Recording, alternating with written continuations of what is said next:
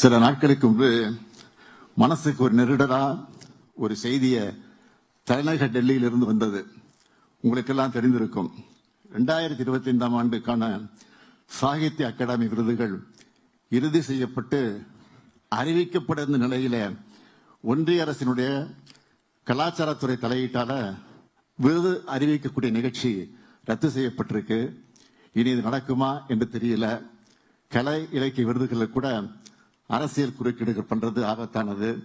இப்படி ஒரு சூழல்ல தமிழ்நாடு அரசு ஆக்கப்பூர்வமான உரிய எதிர்வினை ஆற்றணும்னு பல்வேறு எழுத்தாளர்களும் கலை இலக்கிய அமைப்புகளை சார்ந்தவரும் எங்கிட்ட கோரிக்கை விடுத்திருக்கிறாங்க.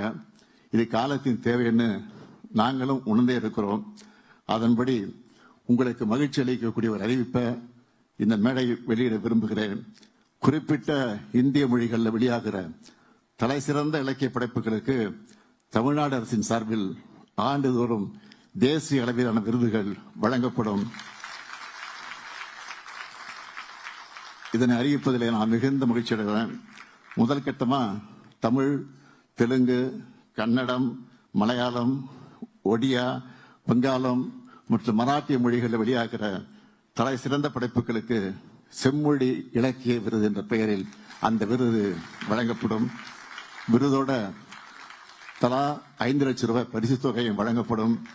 படைப்புகளின் இலக்கியத்தையும் வெளிப்படையான தேர்வுமுறையும் உறுதி செய்யும் விதமாக புகழ்பெற்ற எழுத்தாளர்கள், விருதாளர்கள் அடங்கிய குழு ஒவ்வொரு மொழிக்கும் தனியே அமைக்கப்படும். புரவலர் பணியை தமிழ்நாடு அரசு மன நிறைவோடு மேற்கொள்ளும். அடுத்து அமைய போறதும் திராவிட மாடல் 2.0 ஆட்சிதான். அப்போ இதைவிட பெரிய அளவில் உலகத்தோட கவனத்தை ஈர்க்கக்கூடிய வகையில இந்த பன்னாட்டு திருவிழாவை நிச்சயமாக நடத்துவோம். உடனுக்குடன் செய்திகளை தெரிந்து கொள்ள சன் நியூஸ் பெல் ஐகானை கிளிக் பண்ணுங்க.